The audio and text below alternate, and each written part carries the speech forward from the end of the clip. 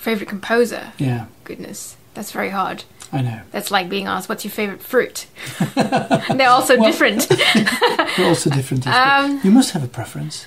I must say I like 20th century repertoire. So Shostakovich, Vasks. I really like 20th century music. I know sometimes 20th century music has, for whatever reason, a reputation for being inaccessible, or you can't understand it, or in order to understand it you need to have some sort of a degree or an education. It's not true at all, because if you think about film, for example, the films that are being made now are contemporary, and nobody is saying, oh gosh, they're contemporary movies and I will never understand them. It's just anything with a good storyline, you can get it.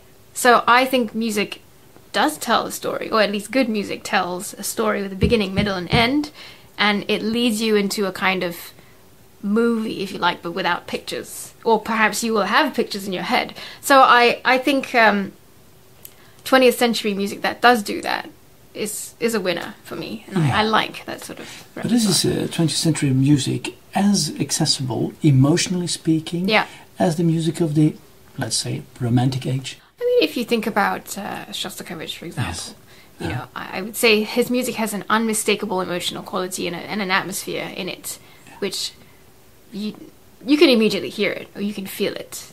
But it takes some time to discover the emotion behind the music, though.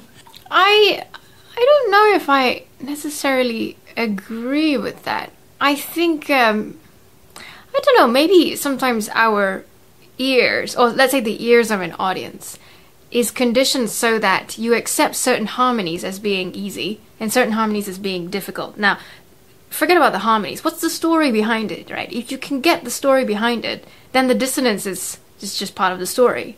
Do you know what I mean? But if you don't perceive a story behind it, you can play, major and minor harmonies and still not get it. Do you know what I mean? So I think perhaps people have a kind of block in their head that the moment they don't hear harmonies like Mozart and Haydn, they think, oh, this is too hard for me. But it's not. If you watch a movie and you listen to the soundtrack, right? If you put the soundtrack with the movie, nobody's complaining about the soundtrack. But sometimes if you separate it, it's very dissonant and atmospheric. But no one's ever going to question it when it's in a movie, because you've got a story behind it and visions and, images. But when you separate the soundtrack, you could listen to it and say, well, this is, it's all very dissonant. So I think it's just really, again, it's back to having good story.